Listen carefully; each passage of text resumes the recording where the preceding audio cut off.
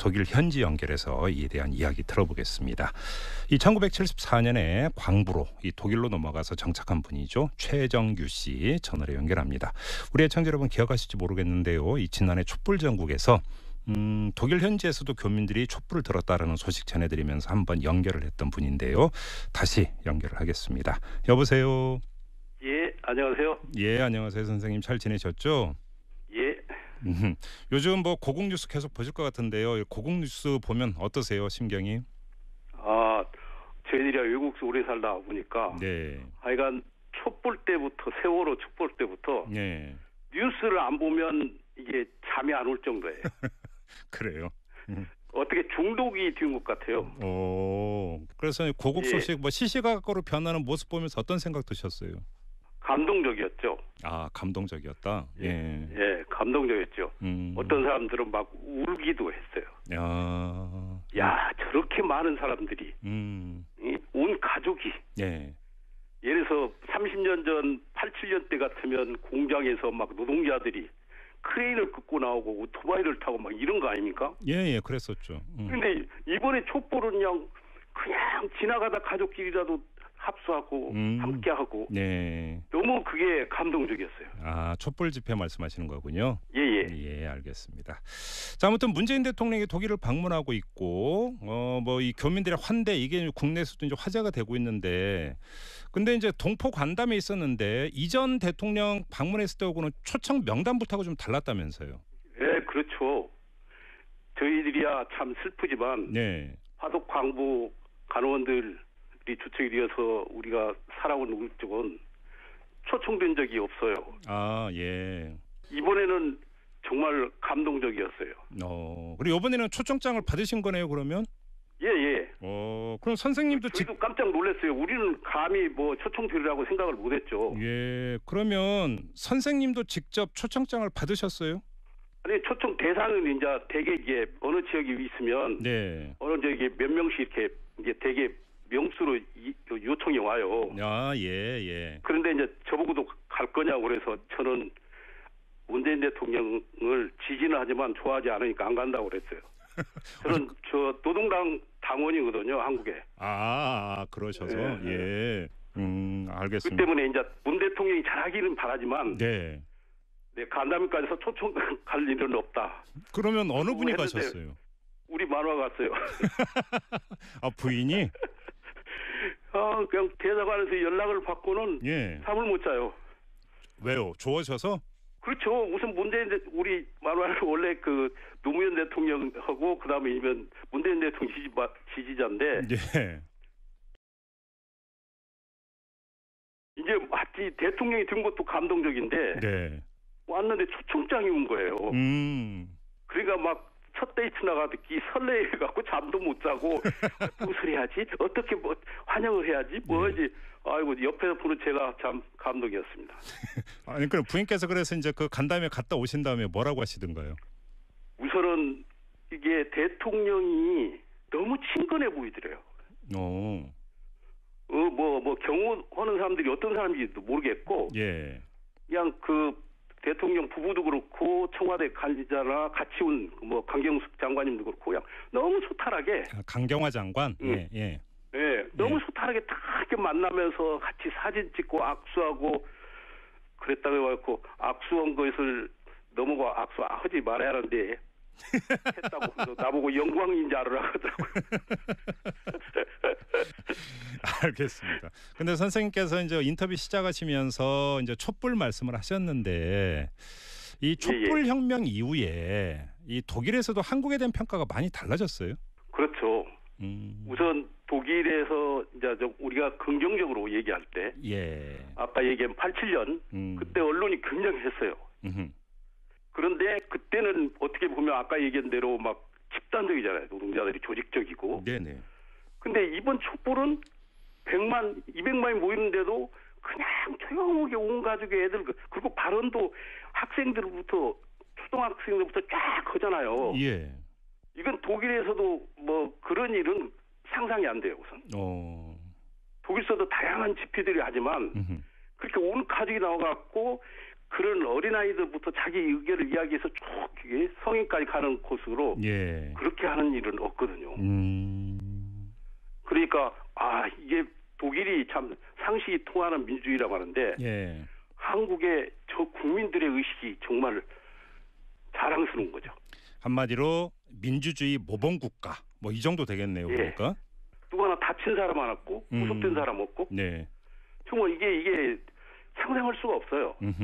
그러면 그 독일인들이 그 선생님 보면서 한국인이라고 엄지척 뭐 이 정도 되는 겁니까 분위기가? 그렇죠. 그 전에는 네. 최순실이 할 때는 그게 아니었잖아요. 그때는 어땠어요? 근데 그 최순실 게이트가 막 불고 나올 때는 예. 참 말도 못하게 창피했는데 이게 나오면서 이제 동포들도 그래서 이제 우리도 이제 독일에서 제일 많이 촛불을 했을 거예요. 각 지역마다. 예예. 예. 우리도 막 들고 다니고 이제 촛불을 안 든 사람이 예. 더 이제 이번 동포간담회에 촛불을 비판하고 안 들었던 사람들이 참여해가지고 예. 우리 만화나 우리 쪽에서 간 사람들 보면 어깨가 축 처졌더래요. 그래서 정권이 바꿔진 것 같아. 근데 그러면 이 박근혜 최순실 게이트가 한창 막 보도될 때 이때는 어땠어요? 예. 그때 독일인들은 그 뭐라고 하던 거예요? 우선 상상을 못 하는 거잖아요. 독일에서는. 왜냐하면 독일은 되게 연동형 그 정당 투표제를 하니까 예. 연정을 해서 정권을 잡아요. 그렇죠. 이게 누구 안에 총리나 대통령이 무슨 권한을 확 가질 수가 없어요, 전혀. 그렇네요. 예. 그러니까 그런 일은 일어날 수가 없잖아요. 그리고 독일은 언론이 살아있기 때문에 예. 그런 비리 문제는 보수고 진보고 상관이 없습니다. 정확하게 지적하고 보도하고 하죠. 경쟁적으로. 예. 근데 우리나라에서 그런 일이 벌어지니까 우리 마누라가 수영장 다니고 이제 사우나 갔는데 할머니들이 그러더래요. 도대체 그게 얘기가 되냐고. 독일 할머니들이? 예. 왜냐하면 그때는 막 언론이 굉장히 했거든요. 그렇죠. 그러니까 그걸 보고 할머니들이 그러더래요. 그러면서 그런데 우리가 촛불 집회할 때 이제 되게 유학 막 오거나 어학코스를 어린 학생들이 많이 참석을 했거든요. 예. 그 사람들이 어학코스에서 다른 나라 사람이 너 한국 사람이냐고 막 아니라고 그랬대요. 아이고. 창피해가지고. 창피해서. 어떻게 이렇게 대통령이 최순실하고 같이 그런 어마어마한 짓을 할 수 있는 건지. 어떻게 보면 청와대가 완전히 박근혜 청와대는 뭐 범죄 조직당 같았잖아요. 예. 이런 것은 독일에서는 상상도 못하는 거예요. 그건. 그렇게 창피했다가 이제 촛불 이제 그 밝혀지고 이렇게 되면서 그냥 어깨가 으쓱거려지는 민주주의 모범국가의 교민이 되신 거고요. 예. 독일 사람들도 그걸 박수를 쳤고요. 자, 그런데 그렇게 해서 이제 그 문재인 대통령이 촛불 대통령이 된 것 아니겠습니까? 그 결과로서. 그렇죠. 자, 그러면 독일인이나 독일 언론의 문재인 대통령에 대한 평가 이건 어떻습니까? 지금 문재인 대통령의 평가나 이거는 좀 시간이 안 되는 것 같아요. 이건 그 G20도 신진평의 오지 트럼프 오지 막 그러잖아요. 그렇죠. 그러니까 문 대통령이 이제 혼자 국빈 방문하면 전혀 이야기가 달라질 것 같은데. 네. 그 촛불 그 전에 박근혜 게이트 할 때는 굉장히 여기 일방송 텔레비 1방송 2방송 정도 막 계속 보도를 했거든요. 촛불까지는. 예. 근데 선거 끝나고 당선된 건 잠깐 보였는데. 네. 이게 지금 여기 오는 시간에는 별로 못하는 것 같아요. 왜냐하면 너무 많잖아요, 지금. 그렇죠.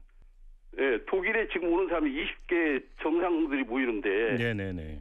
그런데 하여간 굉장히 긍정적으로 보는 건 사실이에요. 긍정적으로 보는 건? 예. 문재인 대통령의 독일 방문에 대한 보도 뭐 그래도 좀 여러 가지가 나왔던 걸로 알고 있는데 좀 가장 화제가 된 건 어떤 거였어요?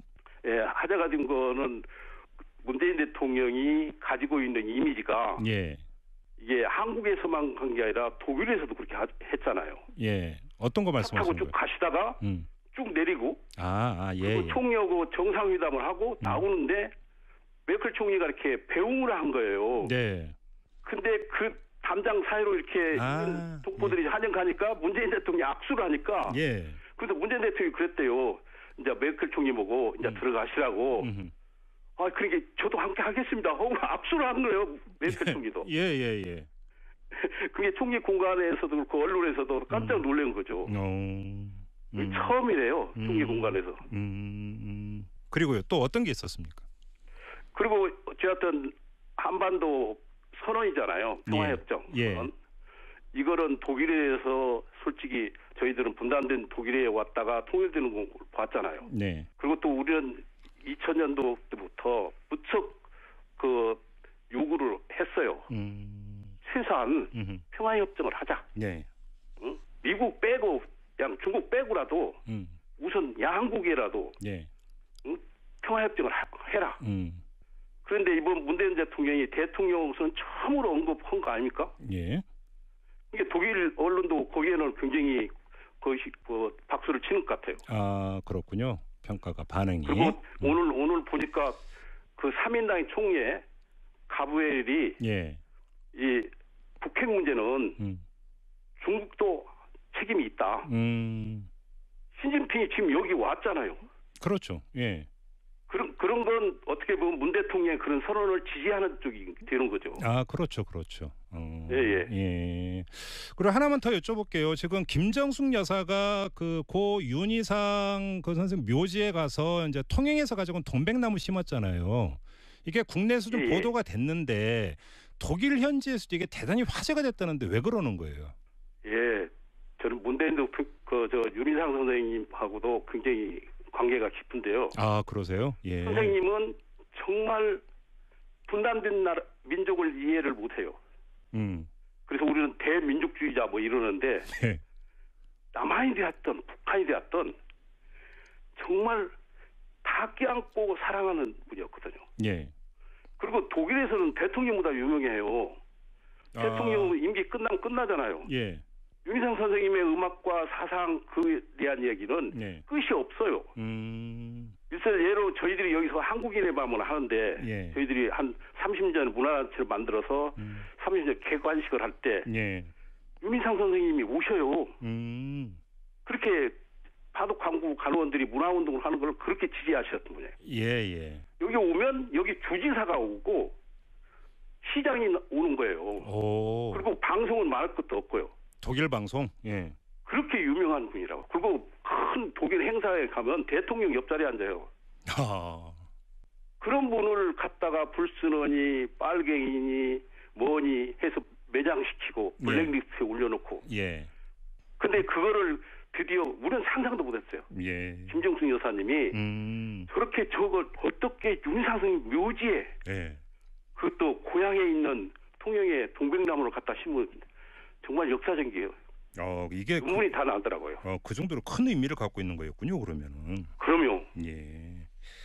알겠습니다. 뭐 이게 짧은 인터뷰였는데 그래도 이 현재 분위기가 어떤지 조금은 좀 가늠해 볼 수 있는 이런 말씀이었던 것 같아요.